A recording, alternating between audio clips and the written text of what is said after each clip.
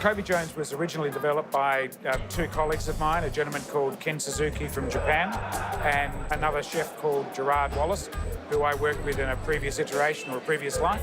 They ran a business called Wasabi Sake Bar in the Philippines. It worked so well in the Philippines.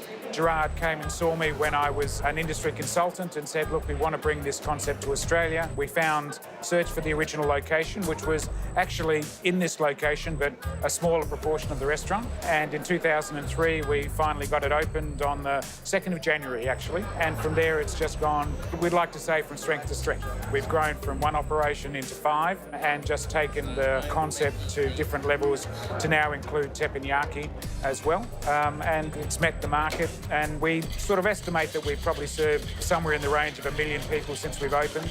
So we're proud of where we are. We took over a restaurant called the Rocks Teppanyaki, which is a Sydney institution, been around since 1992. And we had an additional space in this restaurant. We wanted to Kobe Jones or Kobe-fy teppanyaki. So we did some research and I travelled to a specific manufacturer in China and said, look, we want to create something that's never been done before. We want a teppanyaki table that seats 40 or 50 people. And he looked at me and he said, well, why do you want to do that? And I said, because that's what we do, something that's never been done before. We used the most up-to-date induction technology and came up with a teppanyaki table. And by the time we finished designing it, it came in pieces that each weighed about 1.5 tons. And when we finally put the first of the teppanyaki tables together, all up, it ended up weighing about 11 tonnes with the stone and all the facade. Kobe Jones has always been about shared dining, what we call graze dining. It's always been about sharing great flavours with colleagues, friends, family, in an environment that's casual, exciting and unexpected, so that when you put the food in your mouth, it's not something that you're expecting to eat or taste that way.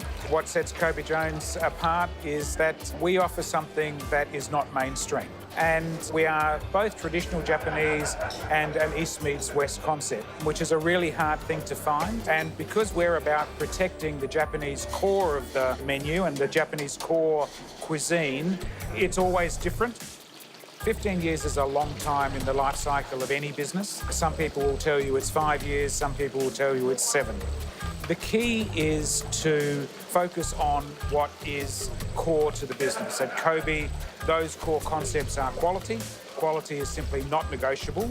And then it's about making sure that you are both innovative, renewing your product on a regular basis, but at the same time, protecting the essence of the business so that those people that do come back know that it's Kobe when they walk in here and that they find that there's always something that they can come back to.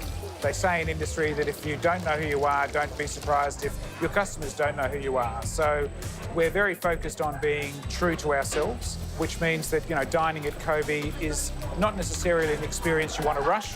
You want to be able to come in here and savour the different flavours, take the time in order to expand the experience and have the full experience that you can have. The best piece of advice I've received from the many people that love to give me advice is quality first, and businesses don't succeed if they're cost-focused. Businesses succeed on quality focus. And quality is a marathon and it's a run with no end. So you have to want to do it every day and you have to be dedicated to the game.